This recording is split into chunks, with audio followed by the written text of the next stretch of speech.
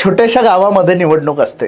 निवडणुकीमध्ये काही उमेदवार उभे राहतात आणि या निवडणुकीत प्रचंड पैसा वाटला जातो। त्यातील एक उमेदवार एका तरुणाच्या माध्यमातून पैसा वाटतो आणि तो निवडूनही येतो आणि गावाचा सरपंच बनतो। हळूहळू गावात दादागिरी गुंडगिरी वाढत जाते, गावात विकास होत नाही। आता त्याच तरुणावरती एकदा एक टोळी हल्ला करते, त्याला मारहाण होते, त्याची जमीन लुटल्या जाते आणि जेव्हा हा तरुण आपल्या सरपंचाकडे जातो आणि दाद मागतो तेव्हा तो सरपंच सांगतो, अरे मित्रा, तुला निवडणुकीच्या वेळी जो पैसा वाटलेला होता तोच तर व्यक्ती तुझ्यावरती अन्याय करतोय। आता त्याला मी बोलू शकत नाही कारण त्याच्याच पैशातून मी निवडून आलोय।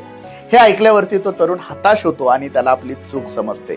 ही चूक उद्याच्या निवडणुकीमध्ये तुम्ही करू नका, कारण निवडणुकीमध्ये वाटला जाणारा पैसा ही एक प्रकारची गुंतवणूक आहे तुमच्याकडून खूप काही ओरबाडण्याची।